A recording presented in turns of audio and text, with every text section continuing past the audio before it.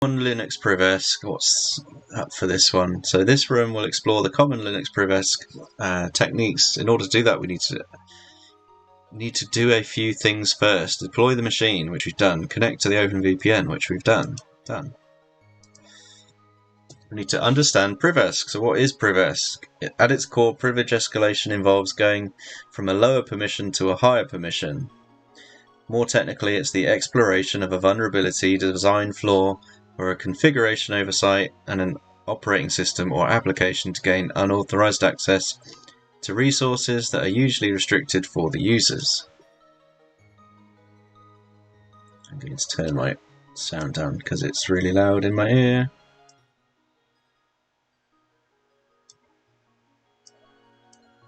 Turn it up for you guys so then it's equal.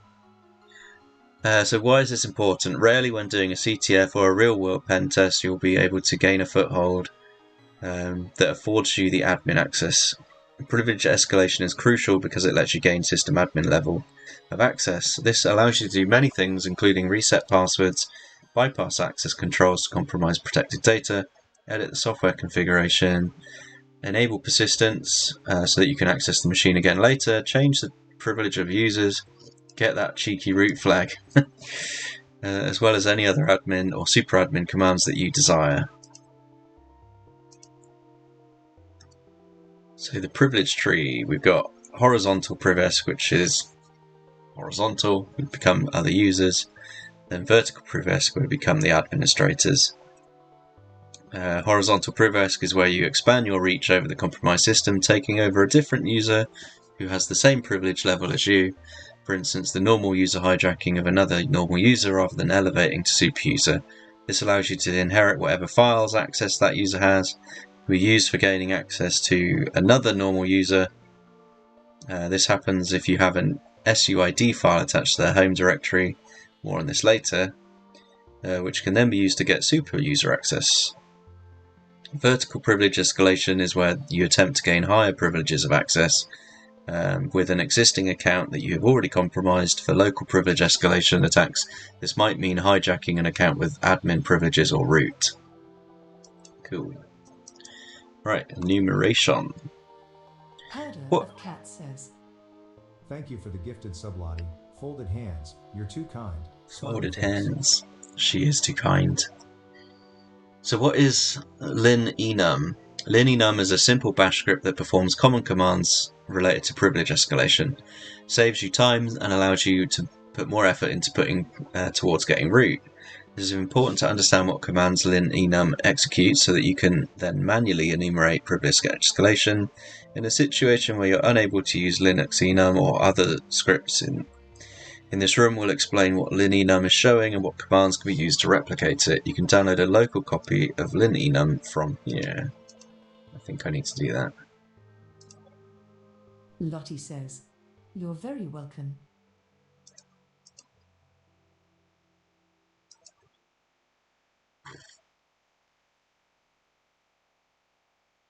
I could actually chuck on my my scripts now, actually, come to think of it.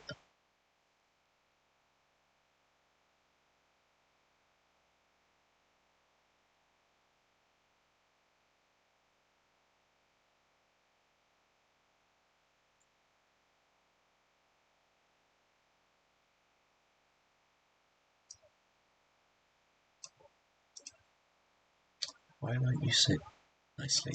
Okay.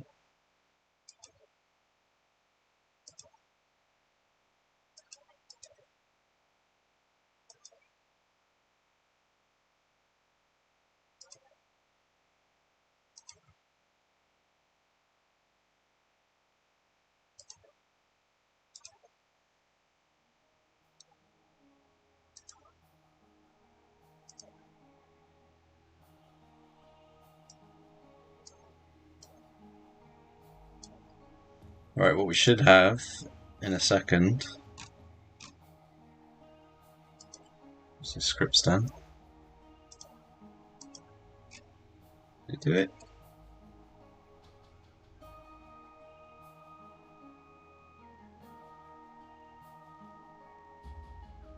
Oh, maybe it doesn't have access. Okay, I need to fix that. Yeah, you should be able to do like exec, ls. Maybe that's broken too. Yeah. Alright, never mind. I'll fix that off stream. So you should be able to run like basic Linux commands, and then it will also let you kill my terminal. So you'll get like a redemption that says kill my shell, and if you redeem that, it will destroy one of my terminal windows at random.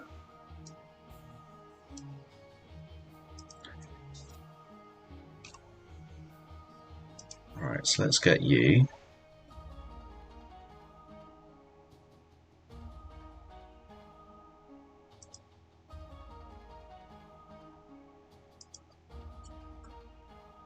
They got any others on here? What's the...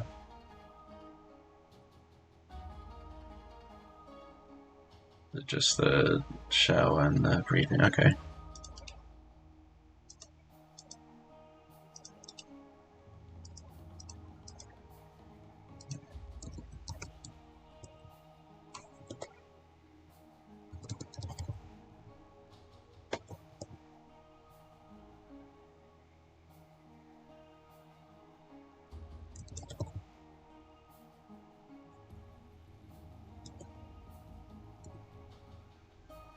Cool, so we've got that, and then it's worth keeping this somewhere, remember, because LinEnum is an invaluable tool. How do I get LinEnum on the target machine? There are two ways. The first way is to go to the directory that you have your local copy of LinEnum stored. Start a Python web server using Python 3 HTTP server 8000, and then you can use wget on the target machine and your local IP to grab the file from your local machine. Then you make the file executable, use the command chmod +x filename sh. Other methods. In case you're unable to transport the file, you can also, if you've got sufficient privileges, copy the raw LinEnum code from your machine, paste it into a new file on the target using vi or nano. Once you've done this, you can then save the file with the .sh extension, make it executable, and now you've made your own executable copy from of the script on the target machine. To run Linux enum, you just do .linenum shell. Understand the LinEnum output. The LinEnum output is broken down into different sections. These are the main sections that we want to focus on. Kernel information will show if there's a likely kernel exploit for the machine. Can we read, write sensitive files? These are world writable files that show any authenticated user can read or write to. By looking at the permissions of the sensitive files, we can see if there's a misconfiguration that allows users that shouldn't be able to or write to sensitive files. SUID files. This is the output for the SUID files. There's a few interesting items here that we'll definitely look into as we try to escalate our privileges. The SUID set owner user ID up on an execution is a special type of file permission given to a file. It allows the file to run with the permissions of whoever the owner is. If this owner is root, it runs with the root permission if it can allow us to elevate privileges. The cron tab content. So the scheduled cron jobs that are shown below. Cron is used to schedule commands at certain times. These scheduled commands or tasks are known as cron jobs. Related to this is the cron job, cron tab command, which creates a cron tab file explaining the command and instruction for the cron daemon to execute. There's certainly enough information to warrant attempting to exploit cron jobs here. Why does my music keep stopping?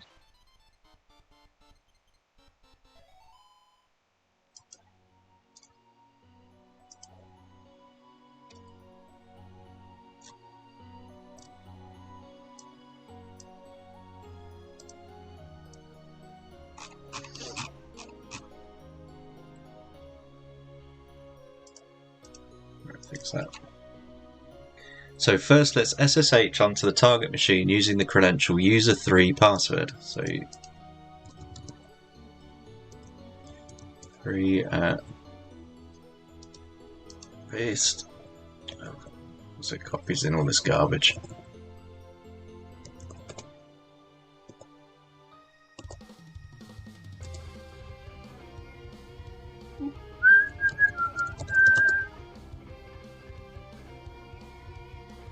Cool. So we've logged in. What is the target's hostname? Holobox. Look at the output of etc password. How many users are on the system?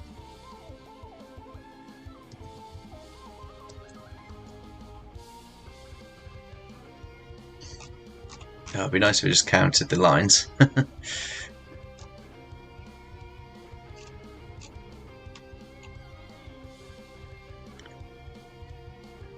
Right, so what have we got? What does it want? Oh no, how many user X's do we want? That makes more sense. So we've got 8. How many available shells are on the system?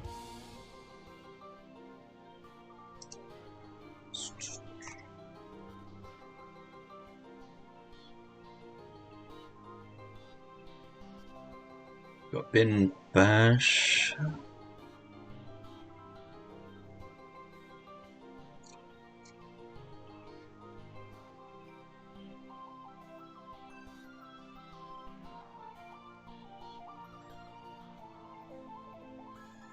Just one? Okay.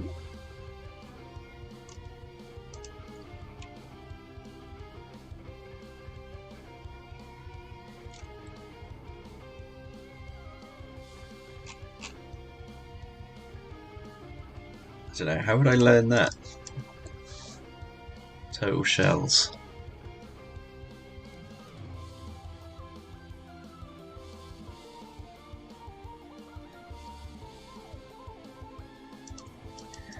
Brute force it. What's the 4? How the fuck are you supposed to know that?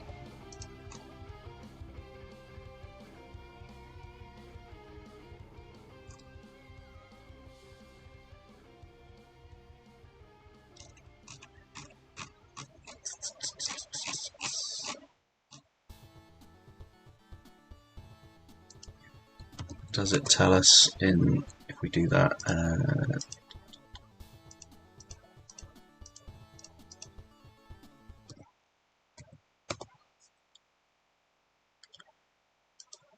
What's my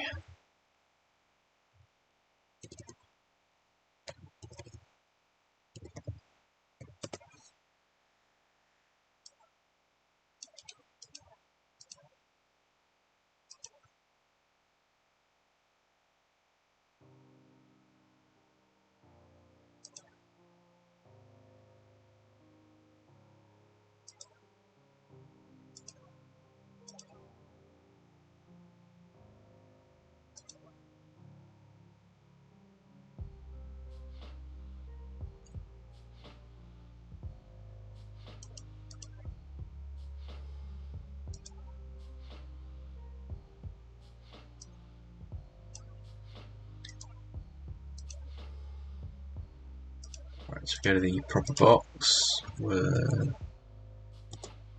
Yeah, we're in as the user, so we can dump stuff here. So we can do wget.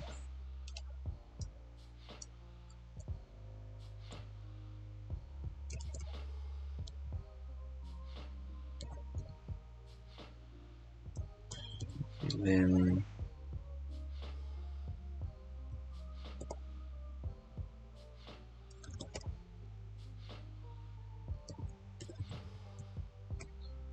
give it executable.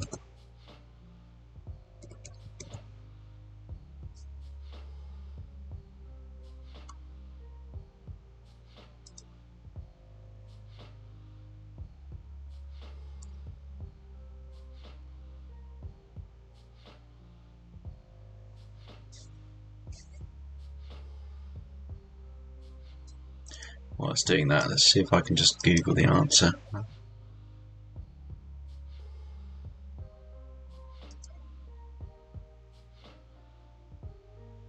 There we go, cat etc shells.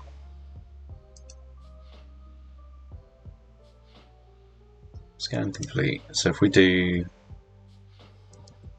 etc shells, cool. So there's the 4 valid shells. Cool, that's a new one for me. I didn't know you could do that.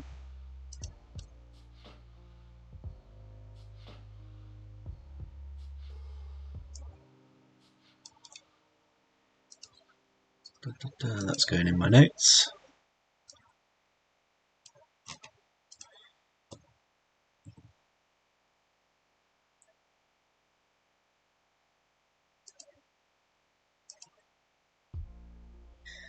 Right, what is the name of the bash script set to run every 5 minutes by Cron? Have we got a printout of Cron in this? Ah, there you go, it says it.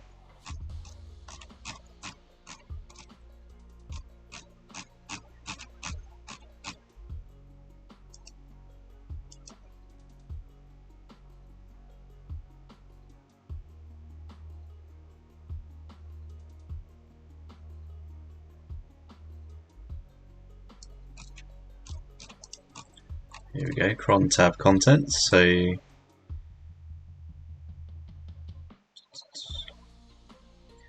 every 5 minutes we've got auto script.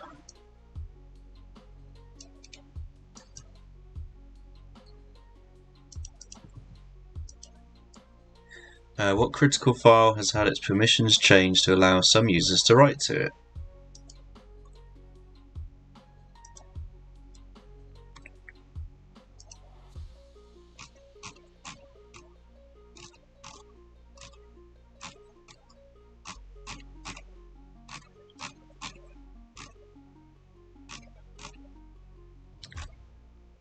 So this is the start.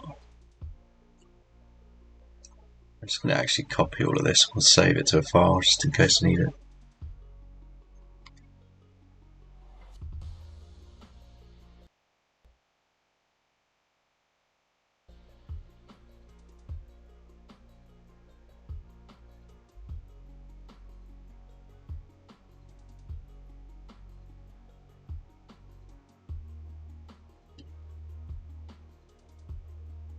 I wish there was an easy way to just select everything. It like never works when I do it normally. Right, copy.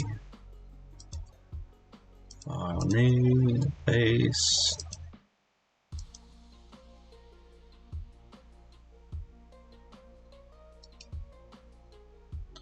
Let's put you in THM. Column Privesc.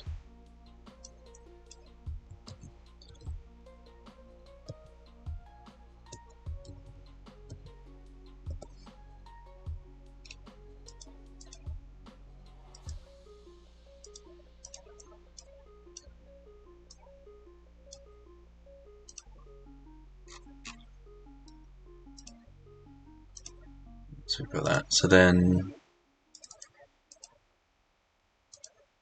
So let's see, we need to find the file that was allowed to be changed.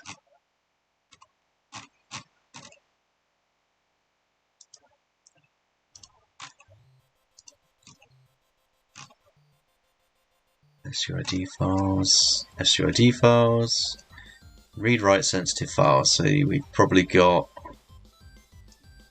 I'm guessing it's that one. We can write to shadow as well.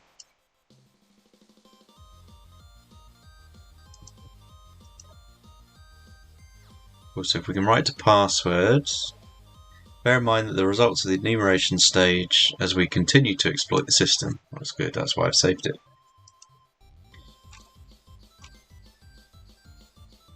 So to find and exploit SUID files, the first step in Linux Privilege Escalation is to check for files with the SUID or GUID bit set. This means that the file or files can be run with the permissions of the file owner or the file group. In this case, as the super user, we can leverage this to get the shell with these privileges. What is an SUID binary? As we all know, that in Linux everything is a file. This includes directories and devices which have permissions to allow or restrict free operations, read, write and execute. When you set permission for a file, you should be aware that the Linux user to whom that you allow or restrict all 3 permissions take a look at the following demonstration of how maximum privileges look. So that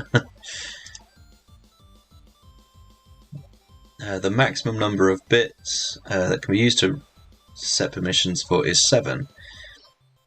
With this combination of read, write, and execute, for example, if you set the permission using change mod to 755, then it will be read, write, execute, write, execute, write, execute.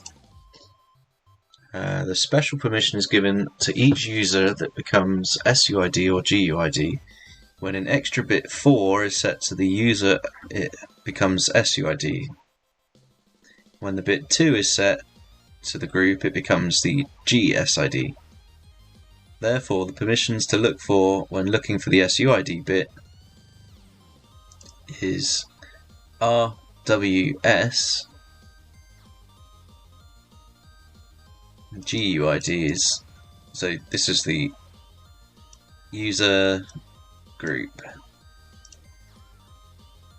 To find an SUID binary, we already know that there are SUID capable files on the system thanks to the LinEnum scan.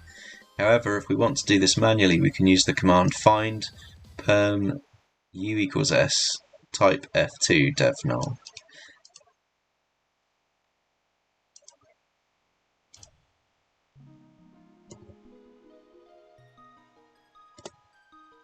So there we go. This will search the system for SUID or GUID files. Let's break down the command. The find initiates a find. Slash will search the entire file system. Perm will search for files with specific permissions. Tag u = s will, with any of the permission bits mode are set for the file.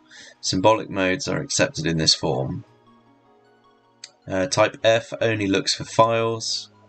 And then 2 dev null suppresses any error messages. What is the path of the file in user 3's directory that stands out to you? Either shell or script, both. Oh, shell then, because that one's user 5. So yeah, user shell.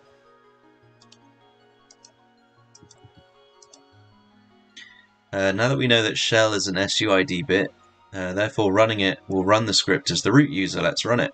We can do this by running shell.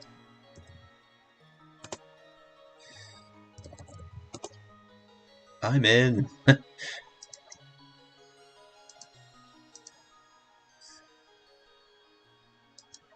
Alright, congratulations, you now have a shell as root user. Well done. I think it's over there though. Let's see what's next. So now we can exploit writable etc password. Exploiting the writable etc password, continuing with the enumeration of users, we found that user 7 is a member of the root group with GID 0. Let's see where we found that. I'll check this over here.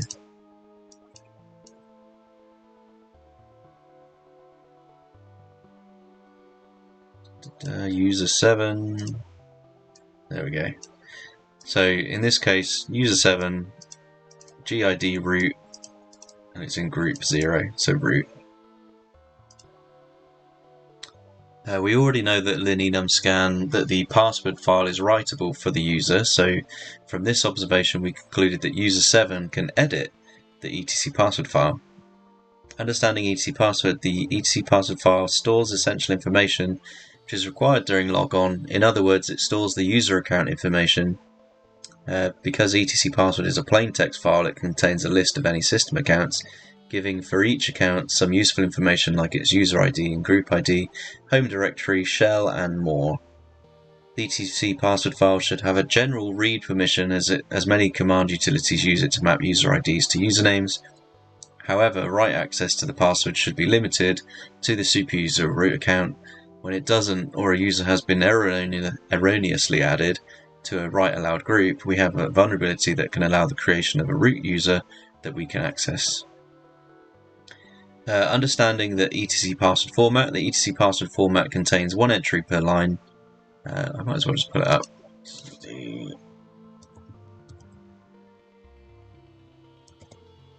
There we go.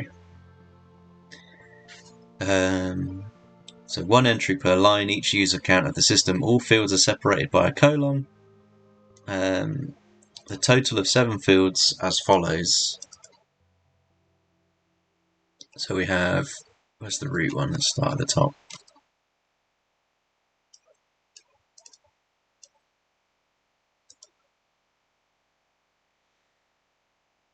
So number one is username, so root. This is where the user logs in. It should be limited between 1 and 32 characters in length. Password, in this case an X. This indicates that an encrypted password, which is stored in etc shadow file. Please note that you'll need to use the password command to compute the hash of a password typed at the CLI, or to store and update the hash of the password in the shadow file. In this case, the password hash is stored as an X. The user ID, so in this case 0, each user account must be assigned with the user ID.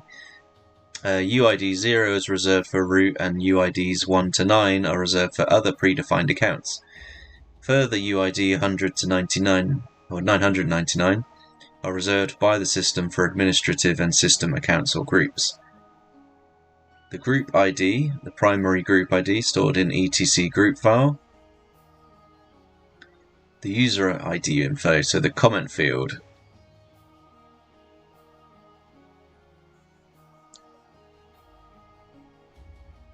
This will allow you to add extra information about the user, such as their full name, phone number, etc.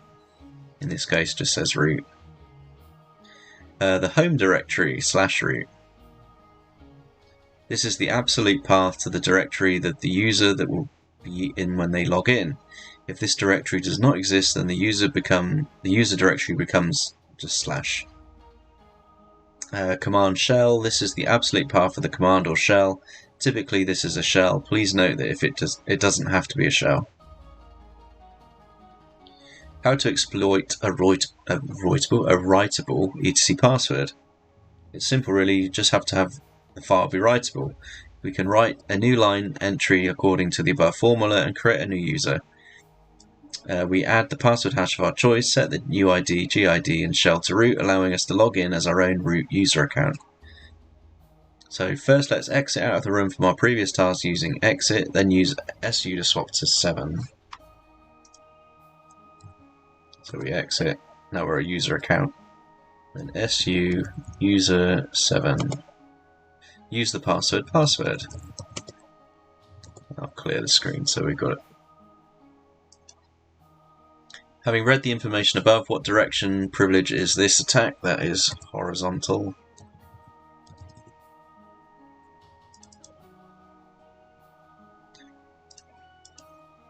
Don't tell me it wants it in some other.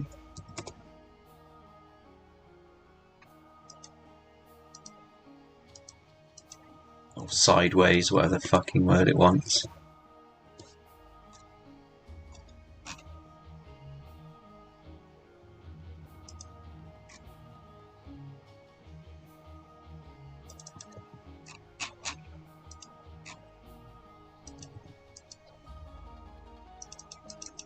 It's not vertical, is it, going into another user? What? It doesn't like horizontal or vertical. No, there we go. Just type correctly.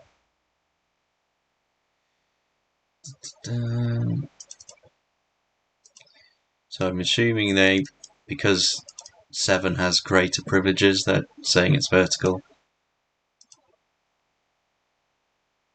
Bit waffly if you ask me, but sure.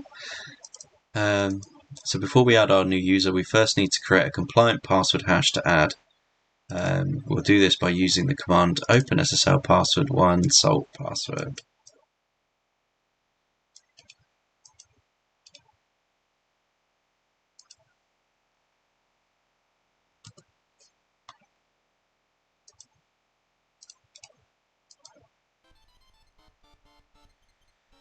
What is the hash created using this command with the salt?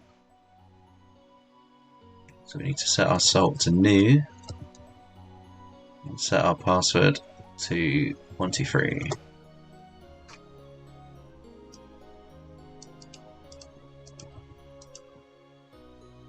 Great, now we need to take a look at this value. I'm just going to save that as well. can go in my scripts.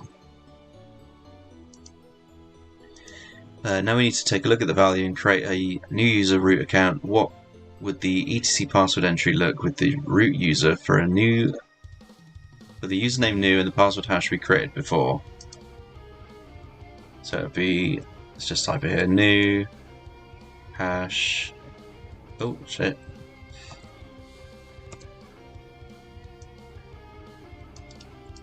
So then paste that. And then we want it to be root, so root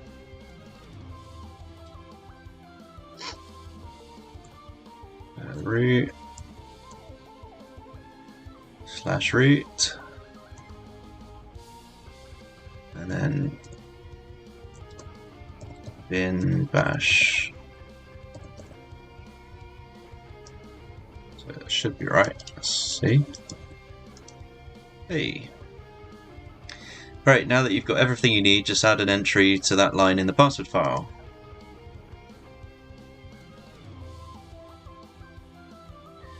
Alright, so we want to, let's nano etc passwd.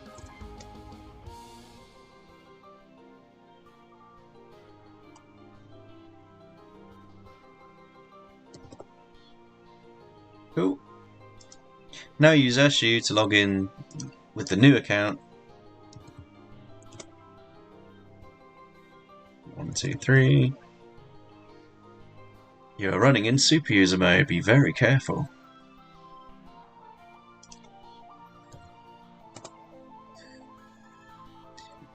Now use so if you've done everything correctly, you should be greeted by root prompts, which we have. What was the hint for that? If you have problems authenticating, check you're escaping the $. Yeah, I wasn't doing that, but sure. What was the hint for that one? Oh, it's just giving the format. Okay. Cool. Right, escaping vi. Guess we're going to have to exit from there. This exploit comes down to how effective our user account enumeration has been. Every time that you have access to the account during a CTF scenario, you should also use sudo L. What was password for? This was password. Actually, they may not run sudo. Sometimes like this, you may find that you're able to run certain commands as root without the root password. This will enable you to elevate your privileges. Running the command on user 8 will show us that this user can run vi with root. So we exit. Okay, so we go. So exit use su user 8 password. So now password 8 can do sudo L. So they've got no password on the vi. Let's use. Does this user require root to run vi as root?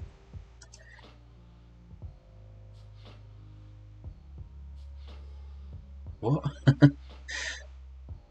Is it asking for that? I'm assuming. Copy. No password. There we go. So all we need to do is open vi as root by typing sudo vi. Now type :! Shell to open a shell. Who am I? Root.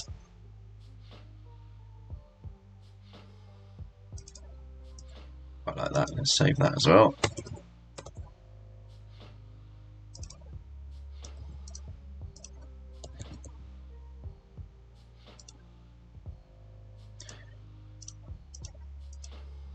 Lots of those. We'll exit. Now the hard part is quitting vi. Okay.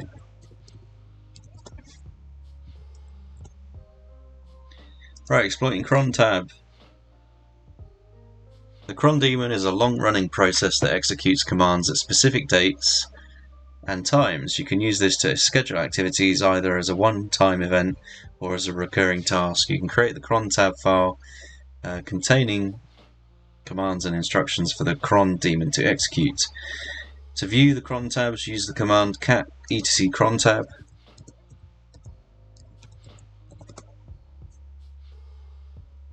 To view what cron jobs are scheduled, this is something you should always check manually when you get the chance, especially if LinEnum or similar script doesn't find anything.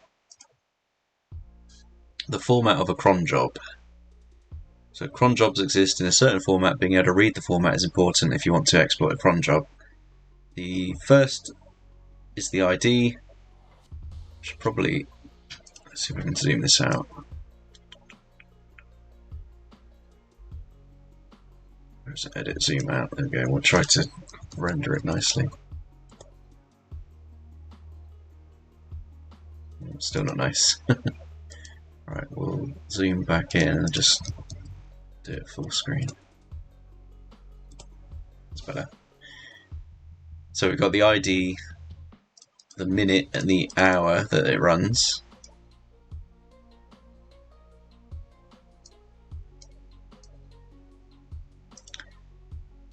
Then we've got the day of the month and the month that it runs, and the day of the week, and the user account, and then what command to run. So, what's the AutoScript one? We've got run every 5 minutes, and then the rest are starred, runs as root, runs that script. We know from our LinEnum scam that the autoscript.shell on user4's desktop is scheduled to run every 5 minutes. It's owned by root, meaning that it will run with the root privileges, despite the fact that we can write the file. The task then is to create a command that will return a shell and paste it in this file. When the file runs again in 5 minutes, the shell will be running as root. So we need to SU again into user4, password again. So now as user4 we can, let's create a payload for our cron exploit using MSF Venom. What is the flag to specify a payload in MSF Venom? So MSF Venom.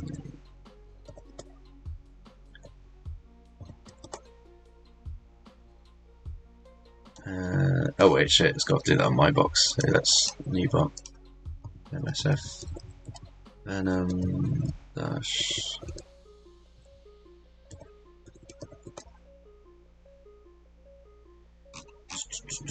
So payload is P, but I want to find the doc as I'm showing you.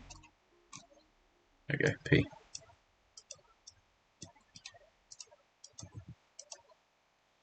Create a payload using MSF Venom to give it to you, so let's just copy that. Bloop. And it might help if I put the IP in.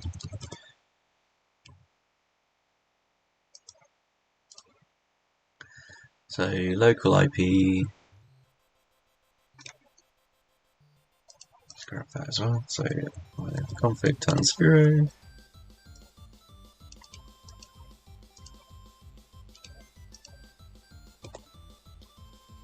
Right, so now that'll generate and it'll give me a string that I can use.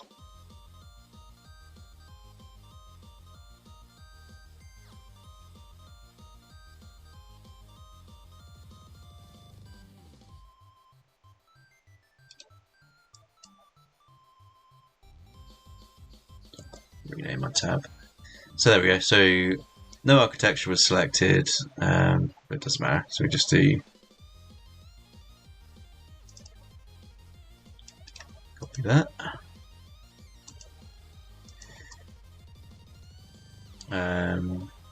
So we've done that. So then what is the directory that the AutoScript is under? That was in... Where do we have it?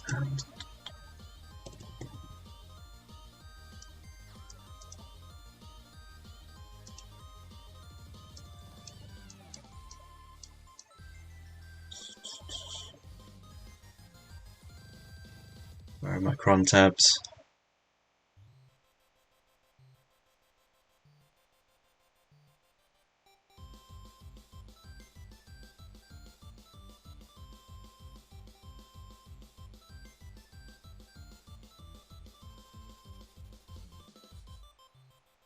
No, went straight past it. User home for desktop. Let's copy that. Now let's replace the contents of the file using our payload. Let's grab my payload again.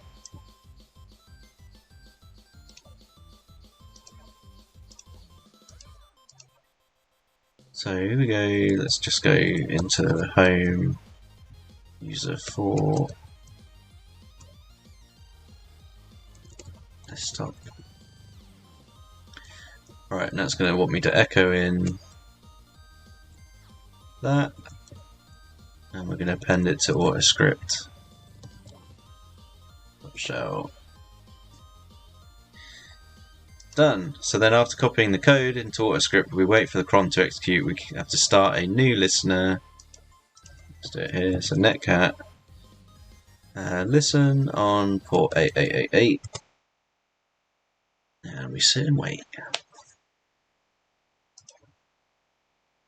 After roughly 5 minutes, because you have to wait the maximum 5 minutes for it to run, we should see a shell as root land on the netcat listener. So we just got to sit and wait for up to 5 minutes. It could be in the next 30 seconds, it could be a minute, or whatever. Any questions up to now? Is it all making sense?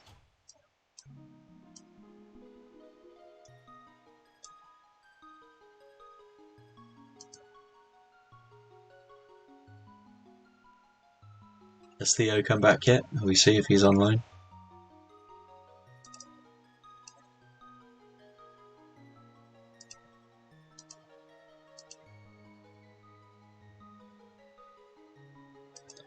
I think he has. Yeah. Oh, he's back.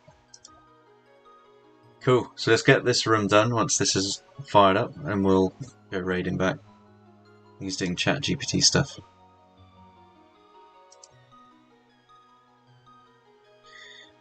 What's next after this? We've got path, variable stuff to do.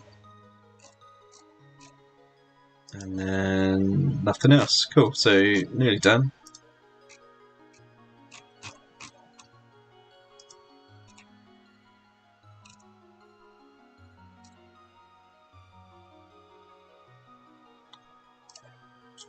I'm just going to do another one. Let's SSH onto that password. SU, who are we logging in as now? User 5, password. Alright, we got a box yet? No.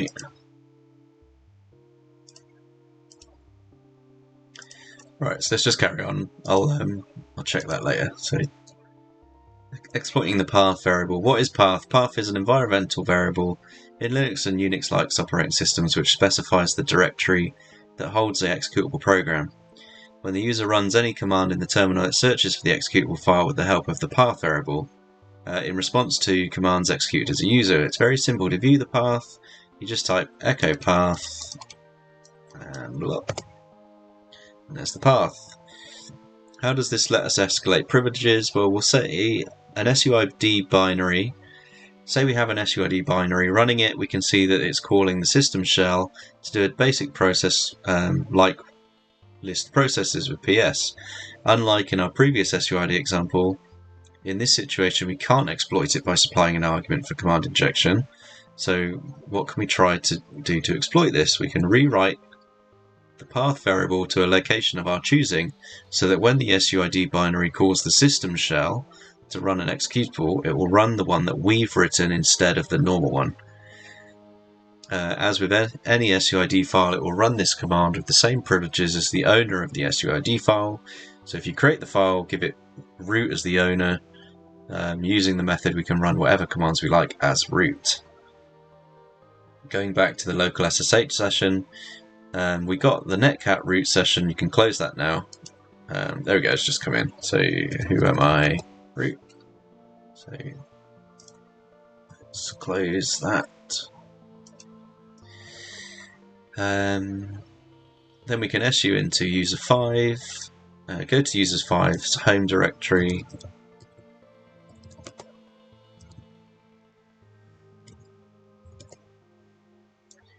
Run the file called scripts.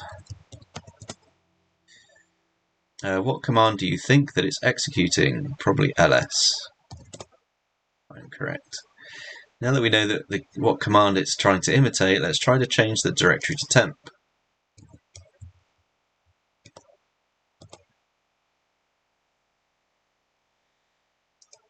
Now that we're inside temp, let's create an imitation executable for the format.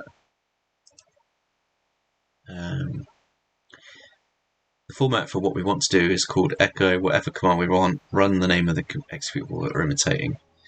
What would the command look like to open a bash shell writing to a file with the name of the executable that we're imitating? So we do echo.bin bash ls. No.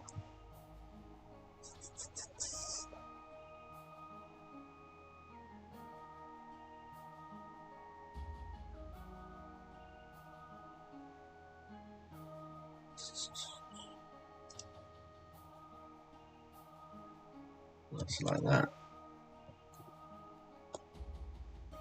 No, what am I doing wrong? Let's do.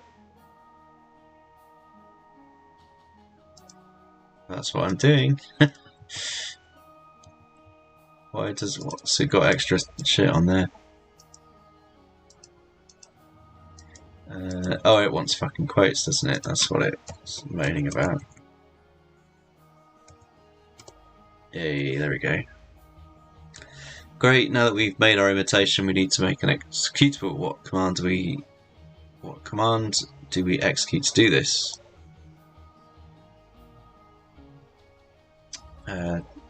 Change mod plus x ls.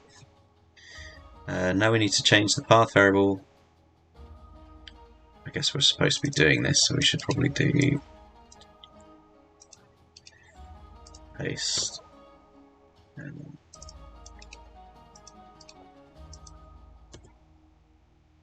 Cannot access ls, no such file. Okay.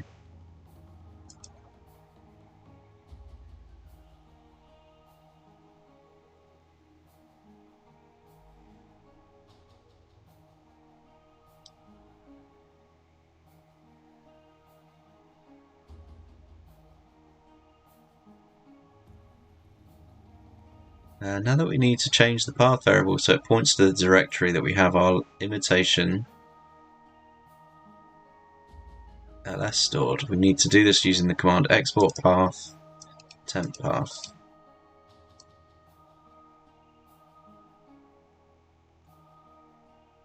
I'm not sure that's actually done anything. Oh fuck. Okay. In bash ls.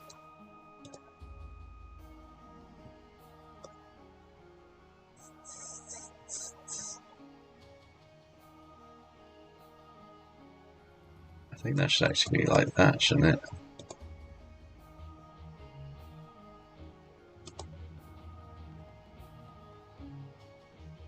So then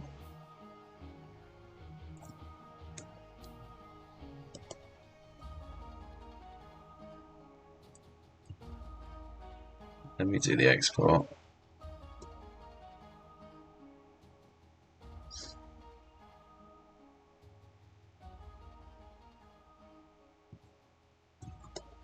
Cool. So now it's doing what it should do. So this is wrong. This should actually be. There should be a forward greater than symbol there. But you can see it's running it now. So if I do ls, it does bin bash. Once you finish the export, you can check out. You can exit out of root. But we don't have root because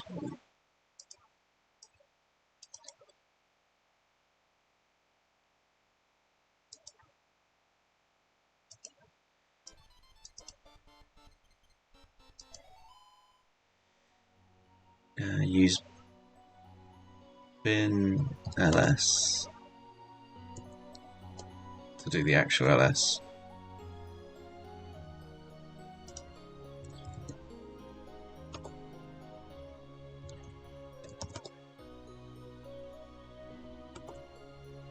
So why is that not running as root?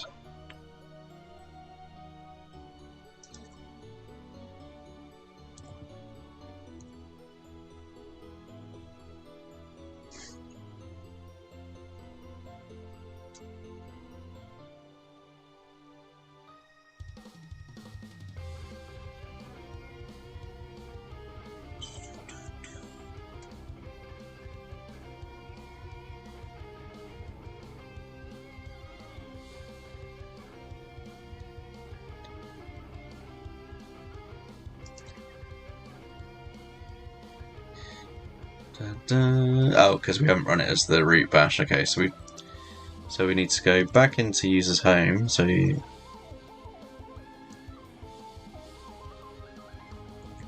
home user 5 ls.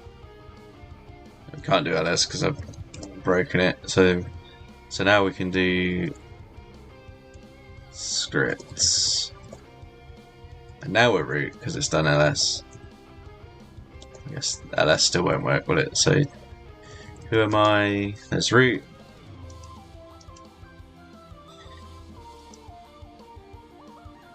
There we go, and then that is it. Have I completed the path now? Is there any more?